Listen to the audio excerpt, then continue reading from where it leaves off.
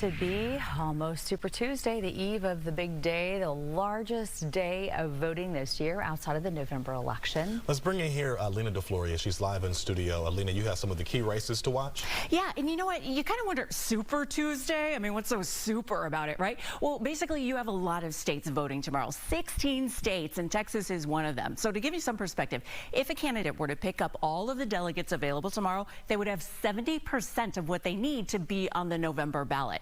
Now, the presumption at this point in the 8 states and D.C. that have already cast their ballots, the assumption is that it's going to be President Biden and former President Trump at the top of the ticket come November. That might be why we're seeing a little bit of a lower turnout when it comes to early voting.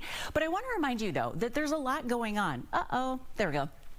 There's a lot going on besides the presidential election. You've got down ballot. When I went, I had dozens of items on my ballot here. So I just want to remind you, you're looking at federal, state, and local races that really shape how things are going to look, particularly here in Texas. For instance, we have one of our 2 U.S. senators on the ballot. The Ted Cruz's seat is going to be on the ballot in November.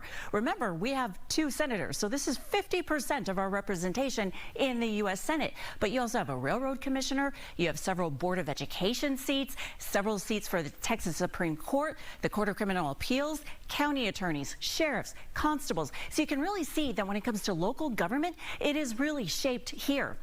Taking a look at the numbers here, though, they say things are bigger here in Texas. I don't know. The numbers so far are not looking great. So look at all of these dots here. This is basically representing 2022. So it would be everyone that is of age and registered to vote here in Texas versus who actually showed up at the polls. So here in Texas, we have about 20 million people that are registered to vote. That's a pretty good number, although only 3 million people showed up to the polls to file their actual votes. So that gives you a lot more power. It means the weight of your vote is actually worth more if all these people are not showing up. Just for some comparison, though, we're sitting at about 10% of voter turnout for the last several years.